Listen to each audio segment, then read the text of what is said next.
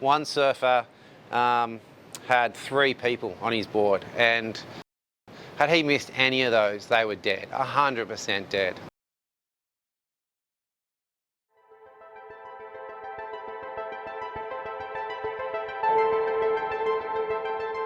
My name's Stuart and we're at Bronte Beach. Yeah, I've been a member of Bronte Board Riders since I was 13, and it's a great club, it's a great family club. There's plenty of generations, and it's a really good supportive club.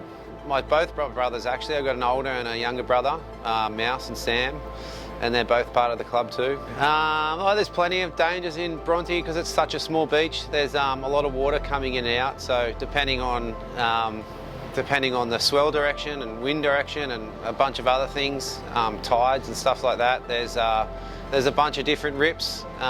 One main rip is the Bronte Express, which runs beside the reef, and that's probably what everyone's most familiar with.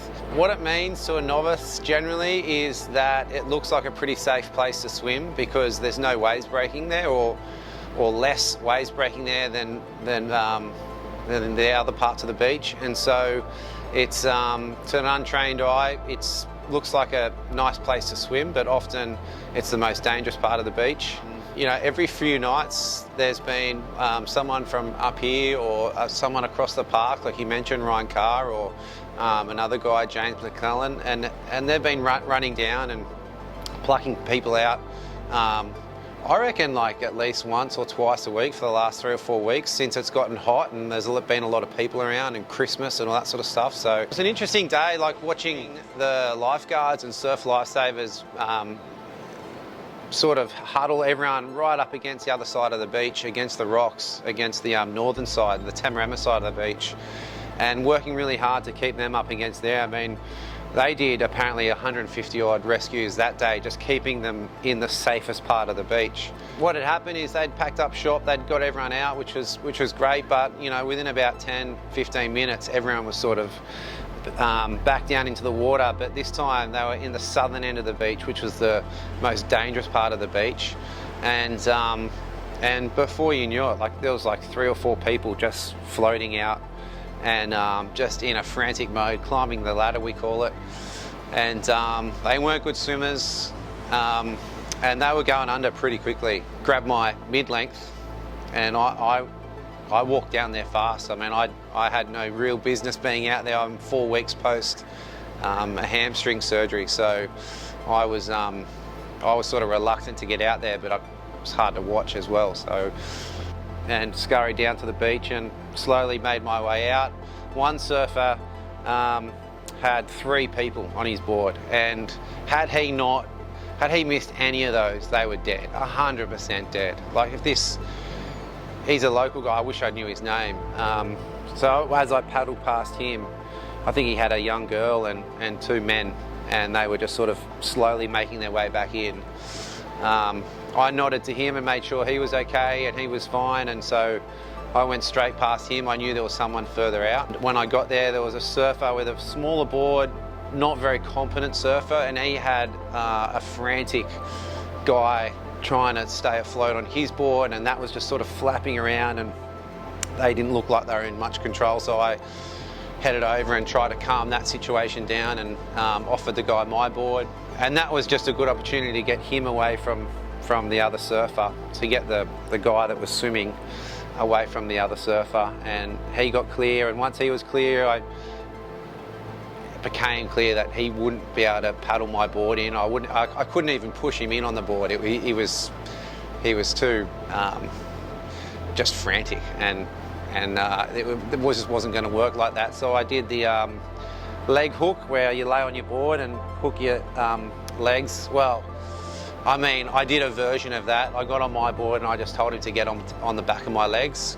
He's obviously conscious, so I could sort of give him instructions, and we did a version of that, and we slowly made our way in, and yeah, it worked out pretty well actually. It was the first time I'd used that technique. That's a good question, because we actually had to take a bit of a long path. I mean, we ended up a long way out, so that Bronte Express sort of takes you out and almost towards the Clovelly direction. What we did is we sort of paddled first I sort of paddled towards Tama. I didn't even try and start to paddle in. I just paddled over towards Tama, and then as I felt like I was out of that big mushroom head of the rip, then I started making my way into Bronte.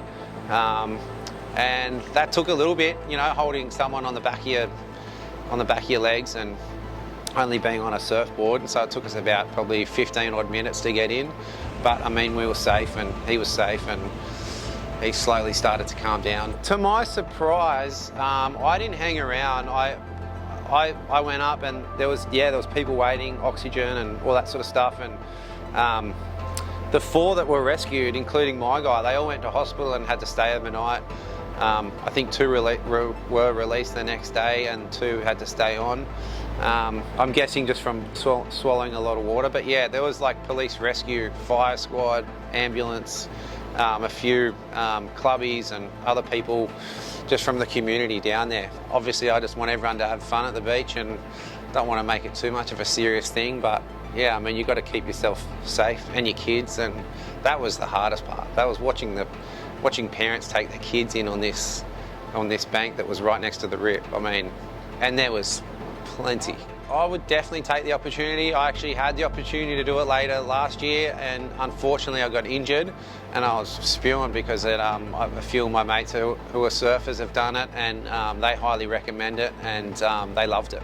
All my rescues that I've done, and especially the heaviest ones, I would say have been when I'm surfing or just, you know, the other day I was just up here having a beer on my balcony, but yeah, most of my rescues have been out there in the surf while I've been surfing myself. So I would definitely encourage surfers to do any sort of rescue courses that are available to them, to not just help the public, but just to help your mates if you go surfing with your mates, especially up or down the coast on unpatrolled beaches. And if you like surfing some heavy waves, I mean, I think it'd be silly not to. Yeah, I think it's really important that you know, the surfers and my mates around me especially get involved and do these sort of rescue type courses, because you know, I mean, it'd be nice knowing that if anything goes down, that the boys have your back,